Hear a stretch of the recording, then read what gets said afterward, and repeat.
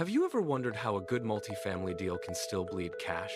In this video, you're going to see exactly how one small landlord lost $84,000 in just 18 months. It wasn't a bad purchase price.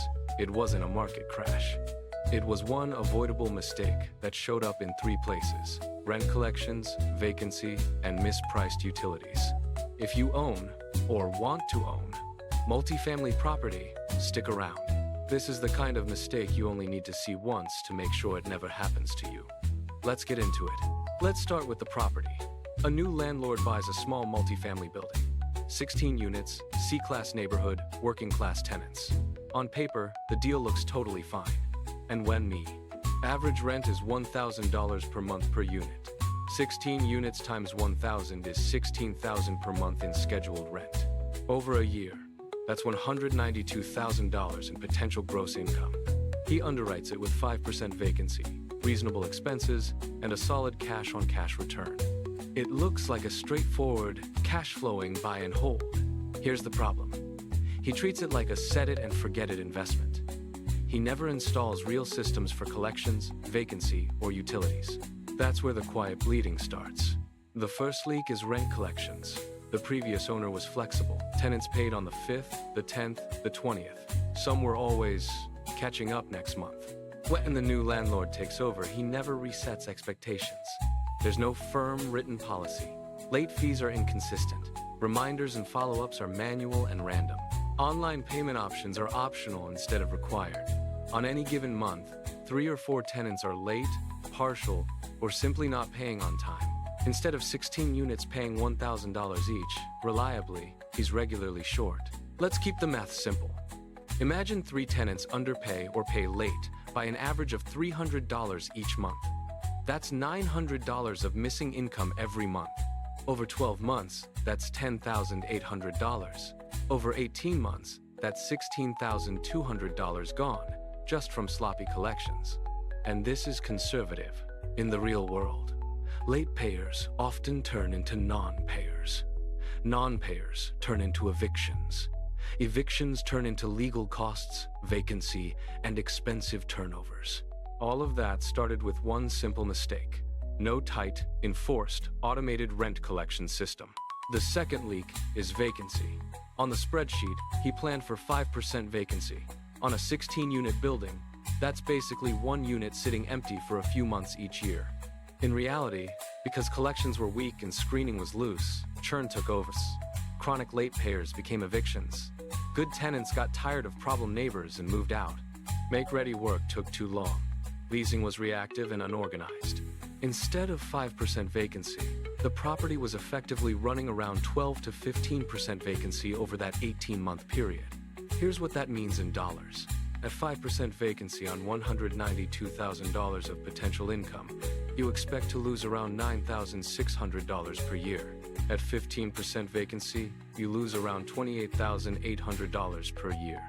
The difference between 5% and 15% is $19,200 per year. Over 18 months, that extra vacancy loss is about $28,800. Combine that with the collections leakage we just covered. $16,200 from weak collections, plus $28,800 from elevated vacancy, and you're already looking at $45,000 of avoidable loss. And we still haven't touched utilities. The third leak is utilities. The landlord inherits a setup where most utilities are owner-paid. Water, sewer, and trash are paid by the owner. Common area electric is paid by the owner. Tenants pay in-unit electric and maybe gas. 2 big issues show up. First, there is no clear system for billing tenants back, like RUBS, or even a simple flat fee. Second, there is almost no monitoring of usage or signs of leaks.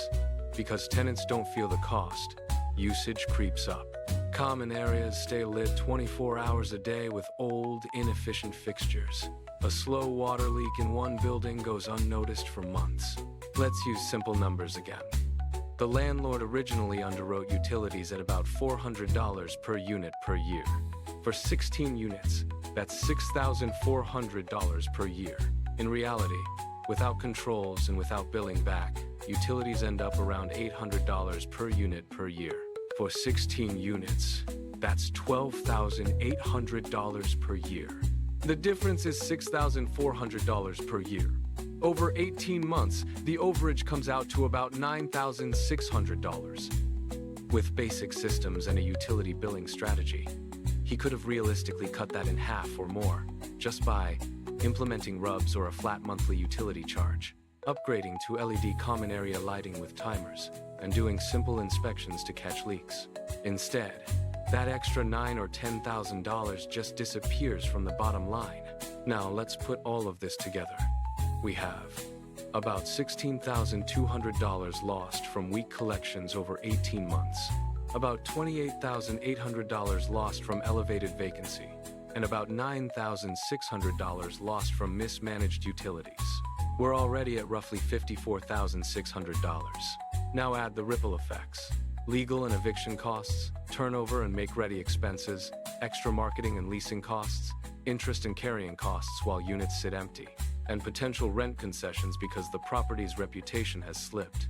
When you account for everything, it is very realistic that this landlord ended up in the $80,000 to $90,000 loss range over just a year and a half. That is the $84,000 mistake. It wasn't one dramatic event. It was death by 1,000 cuts, caused by not having 3 basic systems in place. Let's talk about what should have happened. Starting with system number 1, a real rent collection process. You want 3 things here. First, a clear written policy.